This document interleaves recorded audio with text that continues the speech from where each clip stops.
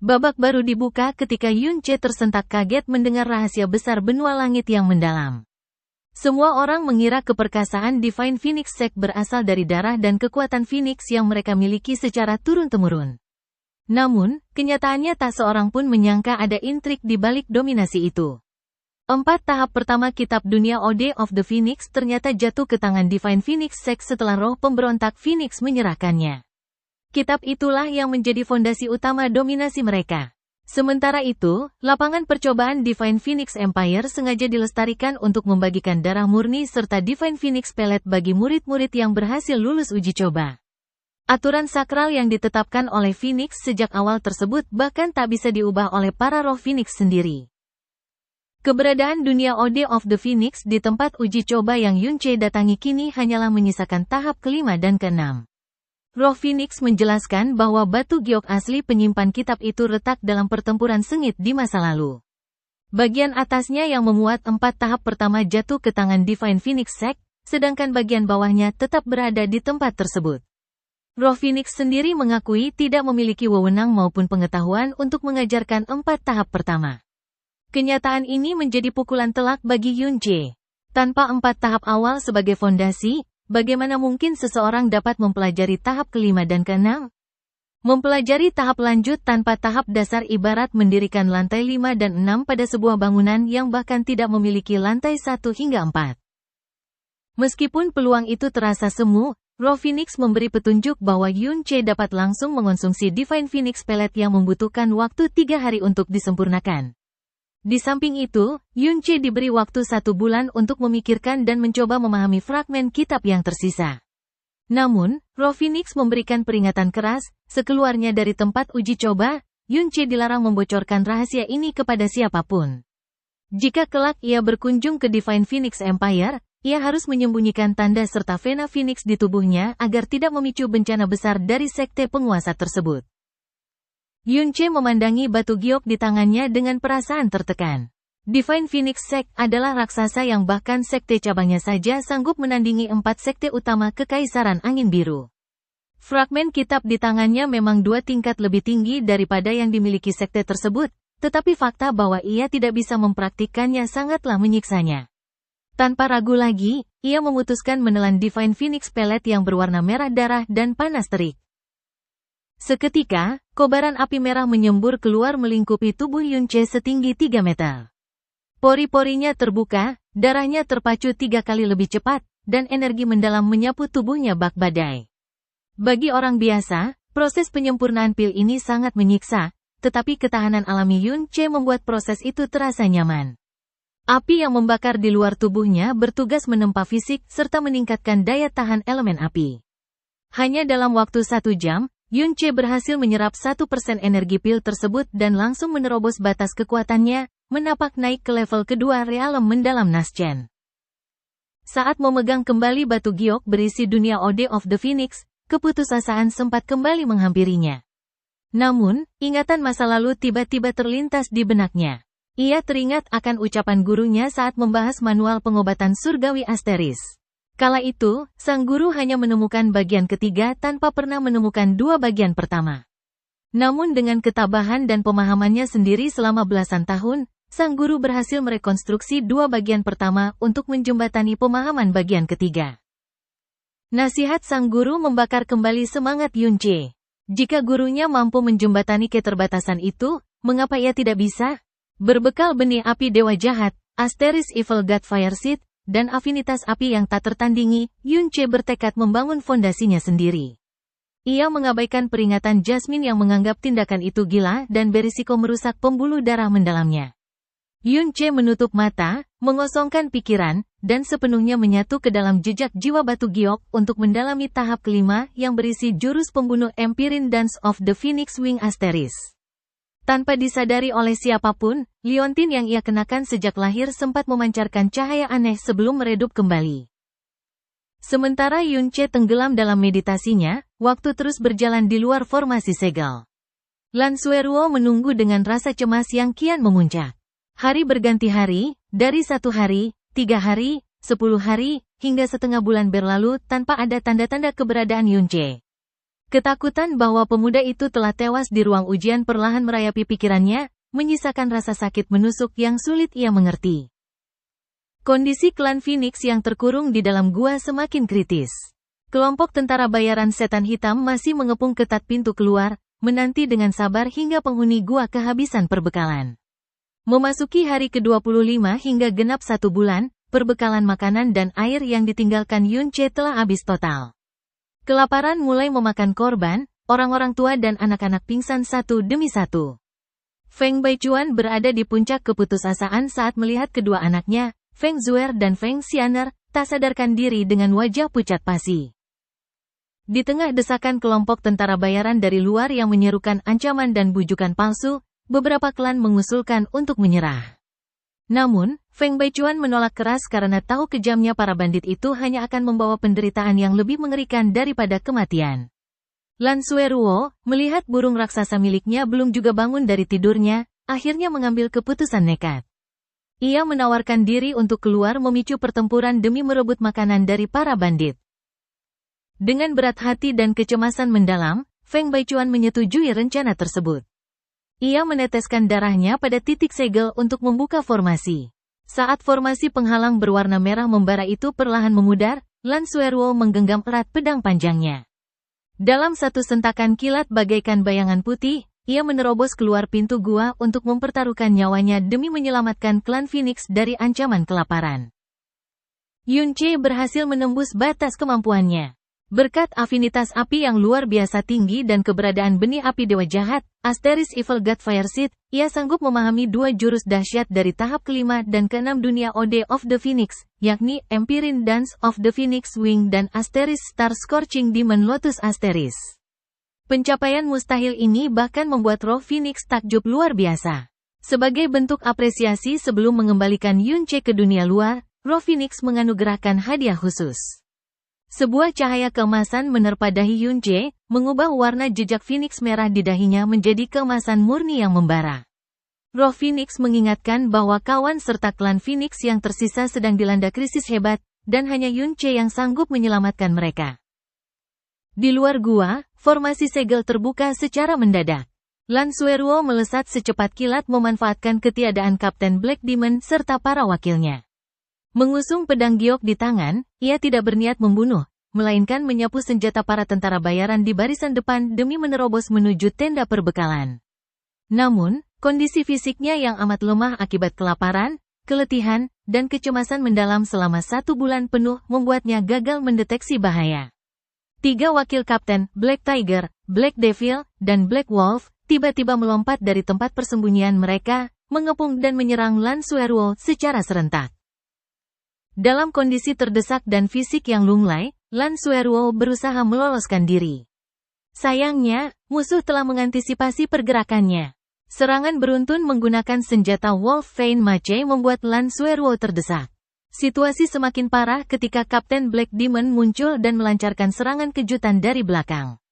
Pukulan keras itu menghantam tubuh Lan Sueruo hingga ia terlempar dan memuntahkan darah. Dengan senyum cabul dan niat licik, Black Demon mendekat untuk menangkap Lan Sueruo yang sudah tak berdaya setelah pedang gioknya terlempar jauh. Tepat saat tangan Black Demon hendak menyentuh Lan Sueruo, terdengar pekikan burung Phoenix yang sangat nyaring dan memekakkan telinga.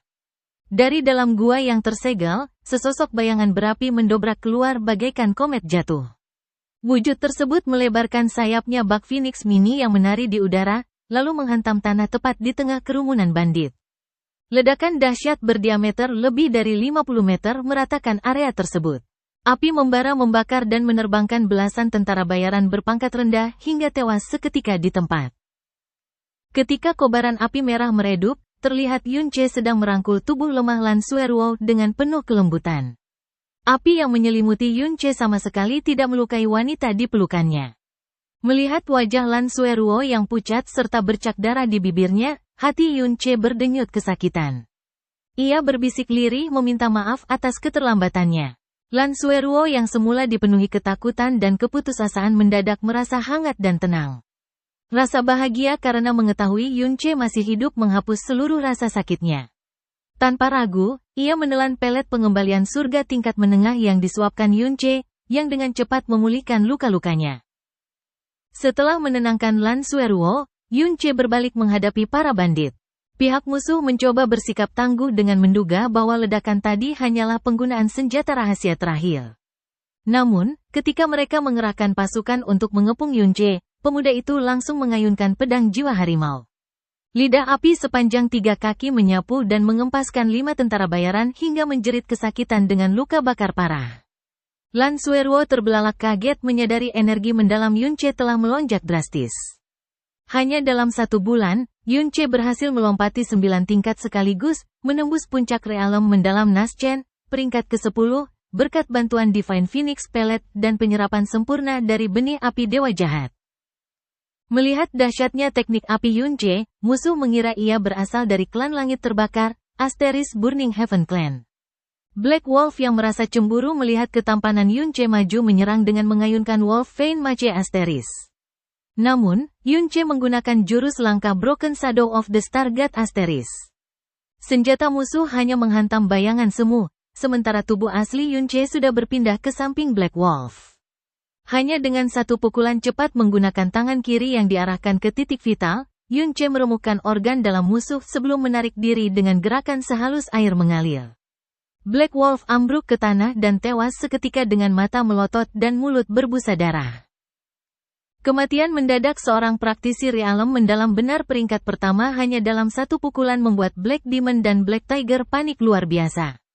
Terbakar oleh kemarahan dan rasa takut, kedua pimpinan bandit itu maju bersamaan dan melancarkan serangan gabungan dengan senjata berat mereka. Lan Sueruo berteriak panik mengkhawatirkan Yun Che yang memilih menahan serangan itu secara langsung. Dentaman keras terjadi saat pedang jiwa harimau beradu langsung dengan dua Wolf Vein Mace Asteris. Tekanan kuat membuat lengan kedua bandit itu kesakitan dan kulit tangan mereka robek. Pada saat kritis itu, jejak Phoenix emas di dahi Yun Che bersinar terang. Raungan harimau menggelegar dari pedangnya seiring menyalanya api Phoenix yang sangat panas. Dengan 1 tebasan bertenaga penuh, kedua senjata berat milik bandit itu terputus tebas. Sebelum mereka sempat bereaksi, Yun Che mengaktifkan kembali langkah kilatnya, menerobos melewati tubuh kedua musuhnya bagaikan petir merah. Yun Che mendarat 5 langkah di belakang mereka dengan tenang, sementara kepala Black Tiger dan Black Demon terlepas dari leher, dan jatuh bergulingan di atas tanah yang kering.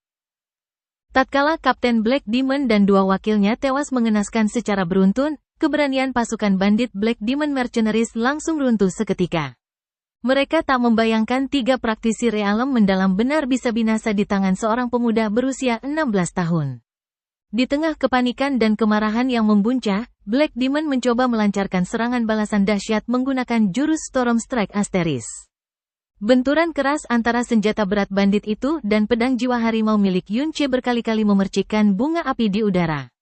Namun, meski secara peringkat kekuatan mendalam Black Demon berada di tingkat ketiga realem mendalam benar, keunggulan fisik, pedang artefak tingkat bumi, serta benih api dewa jahat, Asteris Evil God Fire Seed, membuat Yun Che unggul mutlak dalam intensitas energi murni.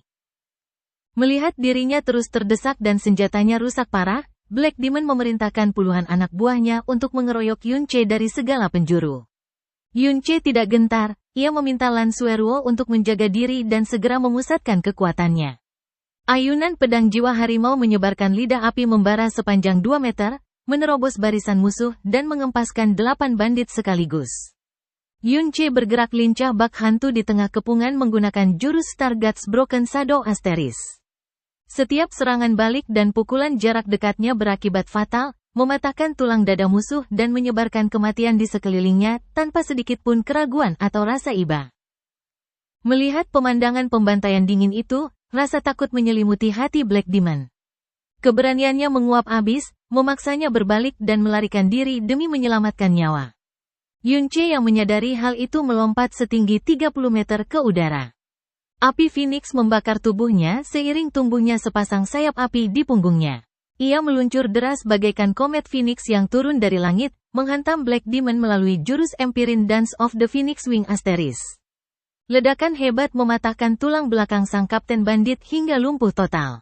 Yun Che berjalan mendekat dengan dingin dan tanpa ragu mengakhiri nyawa pimpinan bandit itu dengan 1 patahan leher. Kematian pimpinan tertinggi membuat sisa tentara bayaran lari berhamburan ketakutan menuju satu-satunya jalan keluar. Namun, Yunche tidak berniat melepaskan mereka.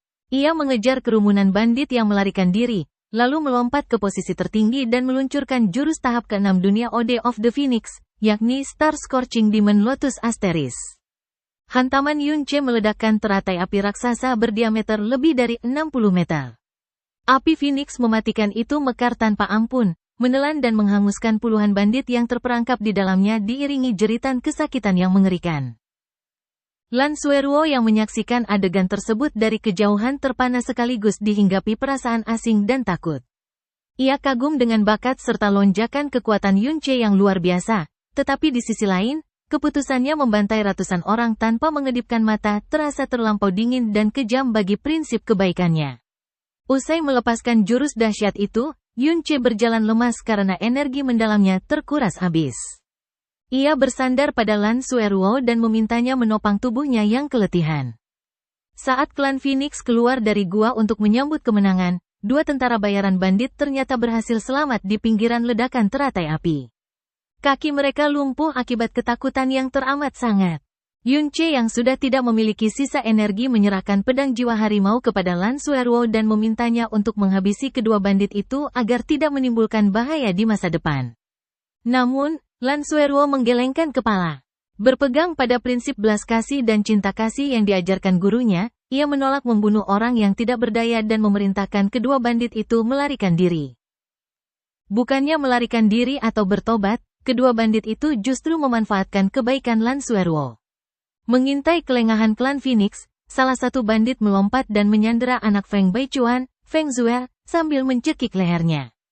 Bandit itu mengancam akan membunuh anak tersebut jika klan Phoenix tidak menyerahkan harta karun yang mereka cari selama ini. Wajah Lan Sueruo memucat karena marah dan rasa bersalah yang teramat sangat. Di sisinya, Yunche berbicara dengan suara tenang namun sedingin es, menegaskan bahwa situasi berbahaya ini adalah dampak langsung dari keraguan dan kebaikan samar Lan Sueruo sendiri. Yunche menjelaskan bahwa kebaikan kepada penjahat justru menjadi kejam bagi orang-orang tak berdosa. Jika bandit tersebut lolos, mereka tidak hanya akan memangsa korban baru, tetapi juga menyebarkan rumor keberadaan harta karun di desa ini, sebuah ancaman yang kelak bisa memicu pembantaian ratusan warga desa Phoenix oleh sekte-sekte besar. Kata-kata Yunche menghantam sanubari Lan Sueruo bagai jarum yang menusuk tajam, memaksanya menatap kenyataan pahit tentang batasan antara kebaikan sejati dan keraguan yang mematikan. Feng Baichuan panik luar biasa saat menyadari nyawa anaknya, Feng Zue, berada di ujung tanduk akibat cengkeraman bandit Black Demon yang tersisa. Bandit yang terdesak itu menuntut harta karun klan Phoenix sebagai jaminan keselamatan sang anak. Lan Sueruo hanya bisa mengarahkan pedangnya dengan tubuh gemetar penuh penyesalan.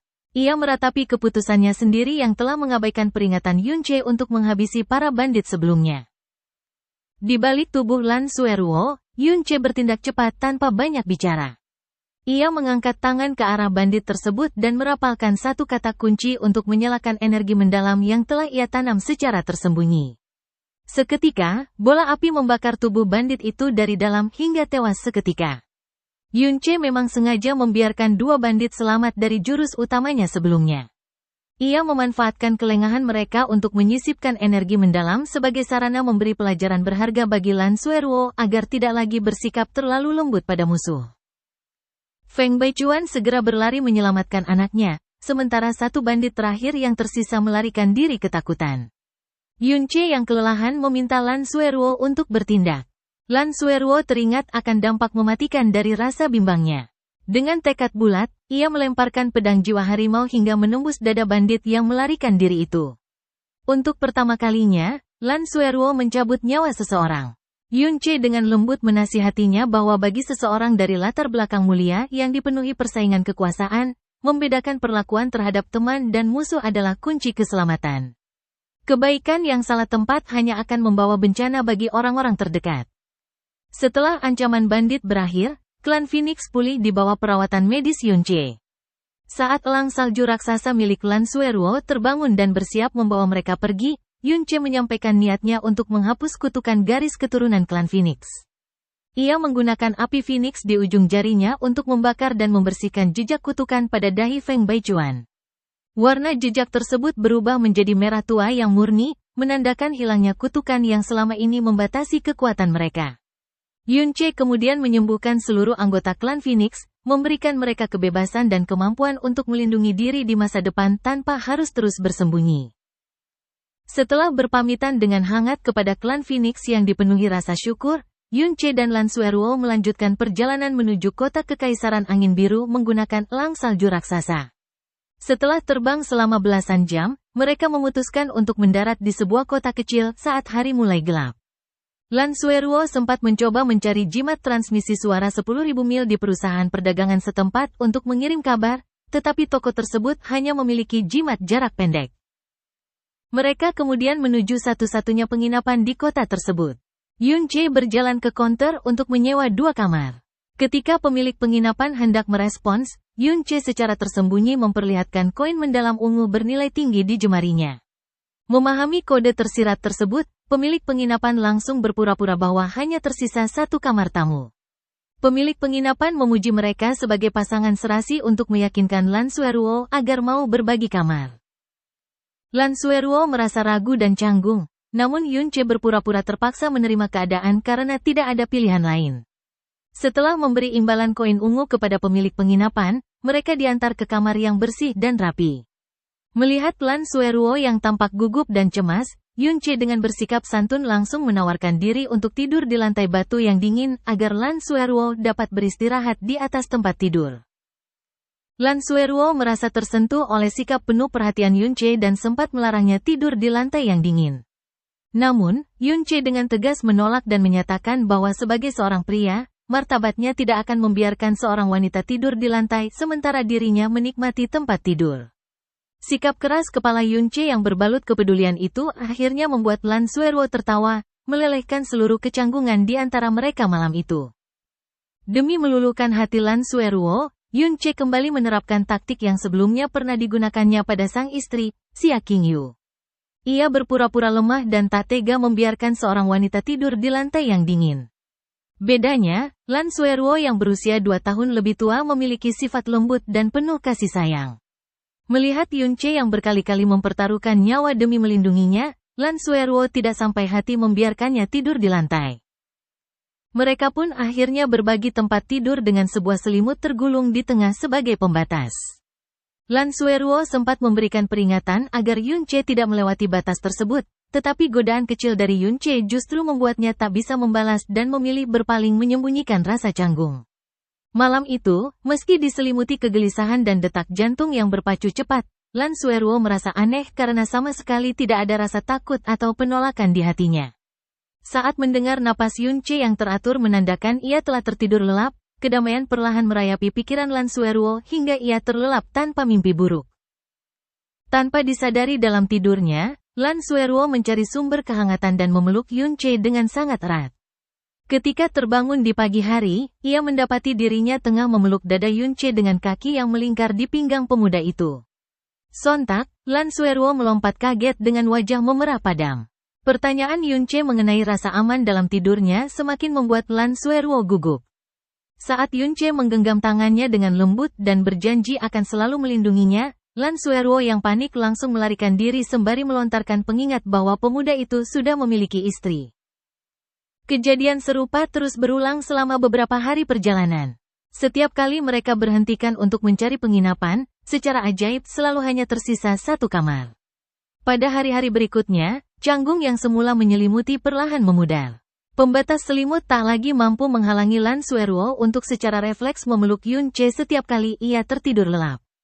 Pada hari ke-6, ketika Yunche secara terbuka memesan 1 kamar tanpa memprotes, Lan Sueruo hanya menundukkan kepala dan menerimanya tanpa penolakan sedikit pun. Pengalaman dan kedewasaan Yunche dari 2 kehidupan benar-benar berhasil meruntuhkan benteng pertahanan hati sang gadis.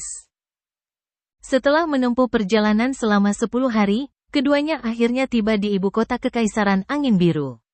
Kemegahan istana mendalam Angin Biru yang memiliki sejarah 1800 tahun itu membuat Yunche terkagum-kagum, jauh melampaui skala istana mendalam Bulan Baru. Di sana, Lan Sueruo segera menggunakan jimat transmisi suara untuk menghubungi seseorang. Tak lama kemudian, sosok pria parubaya berpakaian ungu keluar menyambut mereka. Pria itu adalah Qin Wuyu, mantan kepala istana mendalam bulan baru. Yun Che sempat terkejut melihat keberadaannya di ibu kota, tetapi ia segera menyadari bahwa Qin Wuyu dipindahkan ke sana memang demi menjaga Lan Suerwo. Dari percakapan mereka, terungkap bahwa Qin Wuyu sempat sangat panik ketika mendengar rumor bahwa Yun Che dan Lan Suerwo tewas jatuh ke dalam pegunungan 10.000 binatang setelah dikejar oleh sekte cabang Xiao. Lan Suerwo kemudian menanyakan kondisi sekte cabang Xiao di kota bulan baru. Qin Wuyu tertawa lebar dan menjelaskan bahwa sekte tersebut hampir runtuh sepenuhnya. Penyebab utamanya adalah ulah seorang dokter dukun misterius yang berpura-pura mengobati Xiao Luosheng, tetapi justru menghancurkan seluruh pembuluh darah mendalam milik pemuda itu hingga lumpuh seumur hidup. Tak hanya itu, sang penipu juga berhasil menguras habis isi perbendaharaan sekte sebelum menghilang. Mendengar hal tersebut, Lan Suerwo melirik ke arah Yun Che dengan tatapan penuh arti, sementara Yun Che hanya tersenyum tipis. Yun Che tahu betul bahwa pemimpin sekte Xiao Tianan tidak akan pernah berani membongkar fakta bahwa seluruh sekte besarnya telah dikelabui oleh seorang pemuda berusia 16 tahun. Kekacauan sekte cabang Xiao tidak berhenti di situ. Qin Wuyu melanjutkan cerita bahwa Xiao Tianan sempat membeli kaisar inti naga yang mendalam dari persekutuan pedagang bulan hitam demi menyembuhkan anaknya. Namun, sehari kemudian Xiao Tianan mengamuk dan mengklaim bahwa inti naga tersebut palsu. Persekutuan pedagang bulan hitam yang merasa nama baiknya dicemarkan langsung menyebarkan kabar transaksi tersebut ke publik. Akibatnya, kota bulan baru mendadak dibanjiri oleh para ahli dari berbagai penjuru yang mengincar pusaka berharga itu. Penatua agung dari sekte utama Xiao bahkan datang langsung untuk menuntut agar inti naga tersebut diserahkan. Xiao Tianan yang berada dalam posisi terdesak mencoba bergeming dengan alasan barang itu telah dicuri, karena ia tidak mungkin menyerahkan barang buatan Yun Che yang sebenarnya hanya bertahan selama 4 hari sebelum berubah menjadi batu tak berguna. Jika Xiao Tianan berani menyerahkan batu palsu itu kepada Penatua Agung, nyawanya sendiri yang akan menjadi taruhannya. Yun Che tertawa dalam hati menyadari betapa hancurnya posisi Xiao Tianan saat ini akibat jebakan yang ia tinggalkan. Di tengah pembicaraan mengenai kehancuran sekte Xiao, Qin Wuyu memberitahu bahwa ia membawa seseorang yang sangat ingin bertemu dengan Yun Che. Sebelum kalimatnya selesai, sebuah teriakan emosional terdengar dari arah pintu masuk istana. Xia Yuanba berlari kencang dengan mata berkaca-kaca, langsung menerjang dan memeluk Yun Che dengan erat. Tubuh raksasa Yuanba bergetar saat ia menangis sesenggukan karena gembira melihat kakak iparnya masih hidup dan sehat, setelah sebulan meratapi kabar kematian Yun Che. Yun Che yang menepuk lembut lengan sahabatnya itu merasakan kehangatan di matanya. Di tengah dunia yang penuh kepalsuan dan bahaya, ia sadar bahwa Xia Yuanba adalah salah satu dari sedikit orang yang tulus menyayanginya. Namun, di balik momen reuni yang emosional itu, pandangan Yun Che mendadak tertuju pada sosok lain yang berdiri tidak jauh di belakang Yuanba. Murong Ye berdiri di sana, memandangnya dengan tatapan yang sulit diartikan, menimbulkan pertanyaan baru di pikiran Yun Che tentang alasan kehadiran pria itu di tempat tersebut. Persaudaraan yang ditunjukkan oleh Yun Che dan Xia Yuanba membuat Lan Suerwo tersenyum lembut. Meski mengaku iri, di dalam hatinya tersimpan kepedihan mendalam karena hubungan keluarganya sendiri justru dipenuhi kekecewaan. Kehadiran Murong Ye yang berusaha bersikap manis dan mengkhawatirkannya hanya ditanggapi Lan Suerwo dengan keramahan yang dingin dan formal. Murong Ye sendiri hadir di sana sebagai salah satu murid terpilih dari Istana Mendalam Bulan Baru untuk dipindahkan ke Istana Mendalam Angin Biru. Ketika Lan Suerwo meminta Qin Wuyu, yang kini menjabat sebagai instruktur, untuk mengurus kepindahan Yun Che, Murong Ye dibuat terkejut saat mengetahui nama Lan Suerwo ternyata sudah terdaftar di Istana Tengah. Bagi Murong Ye, hal itu terasa mustahil karena standar Istana Tengah sangat tinggi, sementara kekuatan Lan Suerwo setara dengannya. Namun, Lan Suerwo tidak memedulikan keterkejutan itu. Karena khawatir akan kondisi ayahnya setelah pergi terlalu lama, Lan Suerwo berpamitan untuk pulang terlebih dahulu dan menitipkan Yun Che kepada instruktur Qin. Sebelum melangkah pergi, perpisahan itu secara mengejutkan memicu rasa hampa yang mendalam di dada Lan Suerwo. Pengalaman melewati mara bahaya dan hidup bersama Yun Che selama sebulan terakhir telah menanamkan ketergantungan yang kuat di hatinya. Langkah kakinya terhenti ketika Yun Che memanggilnya dari belakang. Pemuda itu berlari mendekat dan menyerahkan batang api beracun milik Sekte Xiao serta dupa pengusir binatang istimewa milik iblis hitam sebagai perlindungan. Lan Sueruo tersenyum manis menerima perhatian tersebut, tetapi gurauan Yunce yang terang-terangan menyebut bahwa mereka telah tidur bersama setiap hari membuat wajah gadis itu memerah padam. Karena malu, Lan Sueruo mencubit tangan Yunce lalu berlari melarikan diri. Kalimat Yunce yang terdengar jelas oleh semua orang langsung memicu reaksi keras. Murong Ye yang terbakar cemburu memekik histeris dan menerjang Yunce dengan emosi meluap-luap.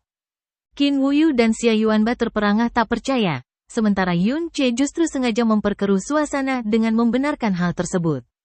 Murong Ye yang kehilangan akal sehat melayangkan serangan pedang mematikan ke arah Yunce. Namun, dengan tenang Yunce menghentikan sabetan pedang itu hanya dengan jepitan dua jarinya.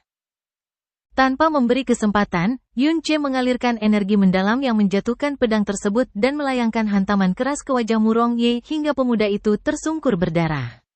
Saat itulah Qin Wuyu menyadari bahwa kekuatan Yunce telah melonjak drastis ke tingkat ke-10 alam mendalam baru lahir hanya dalam waktu 1,5 bulan, sebuah pencapaian yang tergolong tidak masuk akal.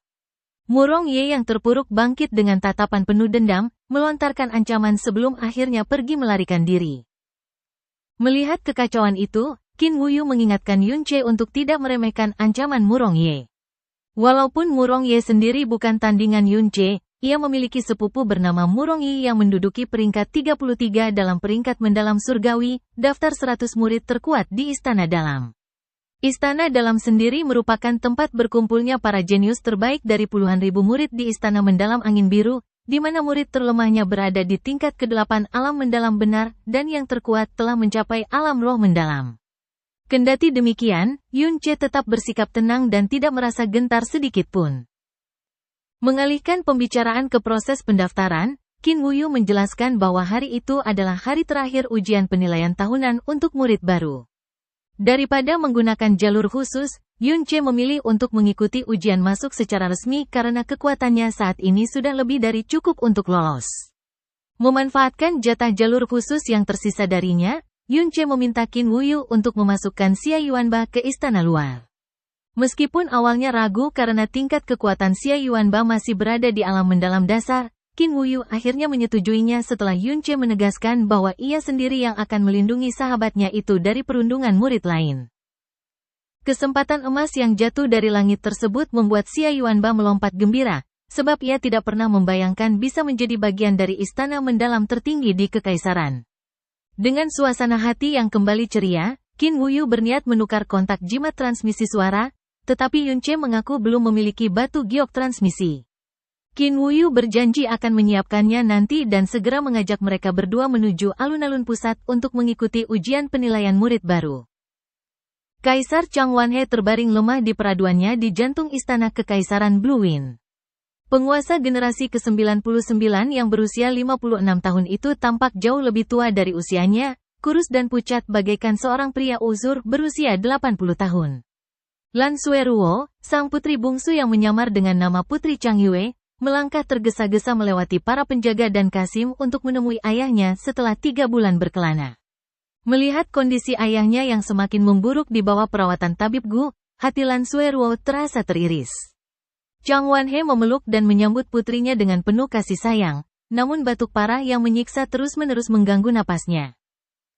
Ketenangan singkat itu buyar ketika Kasim mengumumkan kedatangan pangeran mahkota, Chang Lin.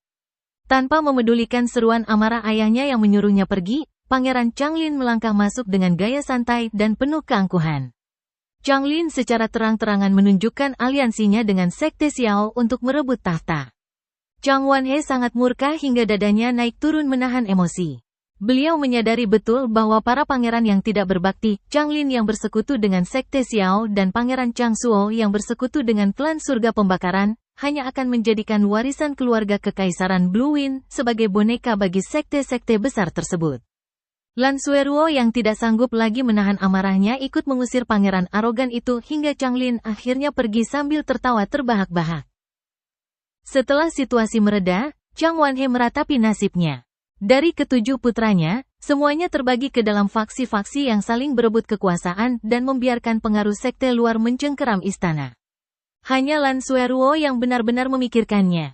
Kaisar mengungkapkan kekecewaan mendalam atas kegagalannya selama 19 tahun memerintah, terutama penghinaan bertubi-tubi yang dialami Istana Kekaisaran dalam turnamen ranking Blue Win karena tidak pernah ada wakil istana yang mampu menembus posisi 100 besar. Menanggapi duka ayahnya, Lan Sueruo menghibur dengan penuh keyakinan. Ia menceritakan bahwa selama 2 tahun terakhir ia telah menggunakan seni rahasia hati raja untuk mengelilingi berbagai istana cabang demi mencari sosok jenius. Setengah bulan lalu, ia akhirnya menemukan pemuda berbakat yang diyakininya mampu membersihkan nama baik keluarga kekaisaran pada turnamen mendatang. Sosok yang terlintas di pikirannya tak lain adalah Yun Che. Di tempat lain, suasana plaza pusat istana mendalam Blue Win sangat padat karena memasuki hari terakhir pendaftaran murid baru. Berkat bantuan Qin Wuyu, Yun Che langsung ditempatkan di kelompok ujian nomor 99.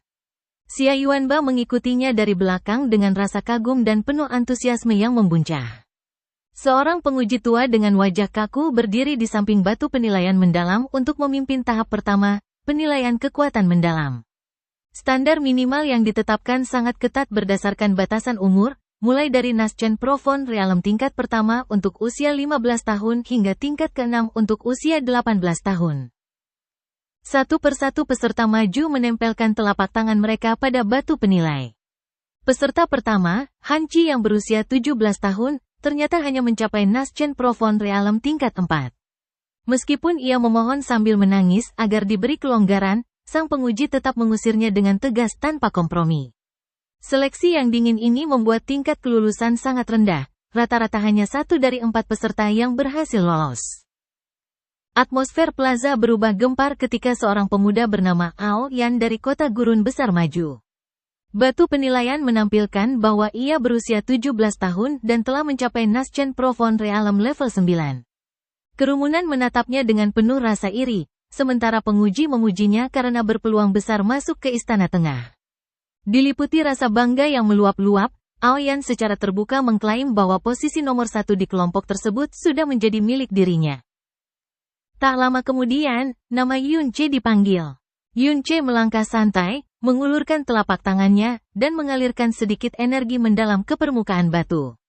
Batu penilaian mendalam seketika memancarkan cahaya terang dan menampilkan hasilnya, usia 16 tahun, Naschen Profond Realm level 10. Pengumuman tersebut memicu sorakan gempar dari seluruh kerumunan.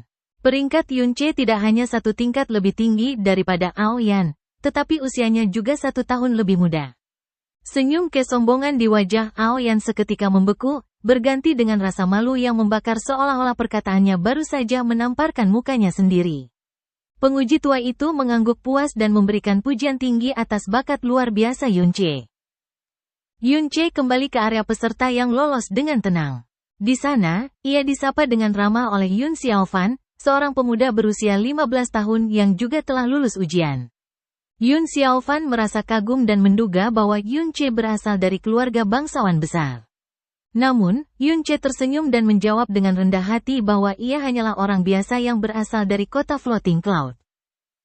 Mendengar hal itu, Ao Yan yang memendam rasa kesal langsung menyela dengan nada sinis.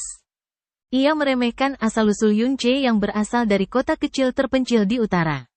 Ao Yan menegaskan bahwa tingkatan energi tidak mencerminkan kekuatan tempur yang sebenarnya, terutama bagi seseorang tanpa latar belakang keluarga kaya atau sekte besar yang mampu menyediakan teknik dan seni mendalam tingkat tinggi. Dengan penuh keangkuhan, Ao Yan mengklaim bahwa meskipun tingkatan Yun Che lebih tinggi, Yun Che tetap bukan tandingannya dalam pertarungan yang sesungguhnya. Yun Che hanya menanggapi cemoohan itu dengan tenang tanpa terprovokasi. Suasana di plaza pusat istana mendalam Blue Win terasa tegang bagi para peserta ujian, namun Yun Che tetap bersikap acuh tak acuh. Menghadapi hasutan dan penghinaan dari Ao Yan, Yun Che hanya meliriknya sekilas sebelum menarik pandangannya. Di matanya, Ao Yan adalah sosok yang sombong, picik, dan berotak tumpul, seorang praktisi yang kekuatannya sekadar dibentuk oleh tumpukan sumber daya keluarga. Yun Che menilai pemuda itu sebagai sampah yang tidak layak menjadi teman maupun musuhnya. Karena Yun Che memilih diam, Ao Yan menganggap bahwa saingannya itu merasa takut dan tidak berani membalas. Melihat tingkah Ao Yan, Yun Xiaofan yang duduk di dekat Yun Che merasa sangat gusar. Dengan nada bersungut-sungut, Yun Xiaofan menyebut tindakan Aoyan sangat tidak tahu malu. Sayangnya, bisikan itu terdengar oleh Aoyan yang berdiri tak jauh dari sana. Dengan pandangan penuh kedengkian, Aoyan menuntut Yun Xiaofan mengulangi perkataannya. Ancaman terselubung itu seketika membuat tubuh Yun Xiaofan menciut dan wajahnya pucat. Sebagai pemuda dari keluarga biasa yang membawa harapan besar keluarganya, ia sangat takut membuat musuh dari keluarga berpengaruh seperti keluarga Ao Tian dari kota gurun besar. Walau Aoyan tidak berani membuat kerusuhan terbuka di arena ujian istana mendalam Blue Wind, tatapan tajamnya menandakan bahwa ia telah menandai Yun Xiaofan untuk dibalas di kemudian hari. Yun Che yang menyadari ketakutan teman barunya segera memberikan arahan dan dorongan moral. Ia mengingatkan Yun Xiaofan bahwa di dalam istana mendalam Blue Wind, status pewaris keluarga besar tidak ada harganya. Kunci agar tidak diintimidasi adalah dengan berlatih lebih keras dan menjadikan kesombongan Aoyan sebagai motivasi untuk melampauinya. Kata-kata tegas namun hangat dari Yun Che berhasil menenangkan hati Yun Xiaofan, membulatkan tekad pemuda itu untuk menjadikan Aoyan sebagai target pertama yang harus ia lewati. Tahap pertama ujian, yaitu penilaian kekuatan mendalam, akhirnya selesai. Dari 120 peserta di kelompok Yun Che, hanya 29 orang yang berhasil lolos, kurang dari seperempatnya. Tahap selanjutnya adalah penilaian kekuatan tempur. Penguji senior berpakaian hitam, Instruktur Qi, menjelaskan dengan nada dingin bahwa tingkat kekuatan mendalam tidak sepenuhnya mencerminkan kemampuan bertarung yang sebenarnya. Yang dicari oleh istana adalah praktisi yang mampu memanfaatkan kekuatan mereka secara maksimal, bahkan mampu bertarung melompati tingkatan ranah. Ia menegaskan bahwa paling banyak hanya separuh dari peserta tersisa yang akan diterima. Ujian tahap kedua ini mewajibkan setiap peserta bertukar 7 pukulan dengan seorang murid senior. Aturan dasarnya tidak menuntut kemenangan dari para peserta, melainkan menilai kontrol dan potensi pelepasan energi mendalam mereka dalam pertempuran nyata. Instruktur Qi kemudian memanggil seorang murid senior bernama Feng Yue untuk menjadi penguji bertarung. Kemunculan Feng Yue langsung memicu kegemparan di antara para penonton istana luar. Feng Yue adalah murid generasi ketiga dari Istana Tengah, berusia 19 tahun dengan tingkat kekuatan True Profound Realm level 3. Kehadiran murid Istana Tengah sebagai penguji bertarung sangat jarang terjadi dan dianggap sebagai nasib buruk bagi kelompok ujian tersebut, sebab Feng Yue terkenal bertangan dingin dan kejam dalam bertarung. Mendengar tingkat kekuatan Feng Yue yang terlampau tinggi, wajah para peserta ujian seketika berubah pucat. Di sisi lain, Aoyan justru tersenyum puas dan diam-diam memberikan sinyal mata kepada Feng Yue. Ujian pun dimulai. Peserta pertama bernama Limo maju dengan sangat gugup. Meskipun Limo mengeluarkan teknik pedang terbaik dari keluarganya sejak serangan pertama, Feng Yue membalasnya dengan cara yang sangat kasar. Hanya dengan satu pukulan tinju, Feng Yue menghancurkan pertahanan pedang Limo hingga pemuda itu terpental dan memuntahkan darah. Selama 7 gerakan berikutnya, Feng Yue secara brutal menghantam Limo bertubi-tubi hingga pakaian pemuda itu robek dan tubuhnya penuh luka. Meskipun Limo pada akhirnya dinyatakan lulus tipis oleh Instruktur Qi karena kontrol energinya dianggap cukup baik, jelas terlihat bahwa Feng Yue tidak berniat memberi bimbingan, melainkan menikmati momen menindas praktisi yang lebih lemah. Peserta kedua, Chen Lu, mengalami nasib serupa dengan kepala dihantam dan tubuhnya babak bunur. Situasi baru berubah ketika Aoyan maju ke panggung. Aoyan menampilkan serangan bernada tinggi yang memaksa Feng Yue sedikit bergeser. Selama 7 gerakan, Feng Yue sengaja menahan diri dan tidak melayangkan satupun pukulan keras kepada Aoyan. Di akhir pertukaran, Feng Yue secara terbuka memuji Aoyan sebagai jenius langka, yang langsung disambut kelulusan penuh oleh Instruktur Qi. Saat berjalan turun melewati Feng Yue, Aoyan berbisik pelan, berjanji akan menjamu Feng Yue di tempat hiburan malam jika seniornya itu bersedia memberi pelajaran berdarah kepada Yun Xiaofan dan Yun Che. Nama Yun Xiaofan kemudian dipanggil. Dengan cemas, Yun Che mengingatkannya untuk berhati-hati.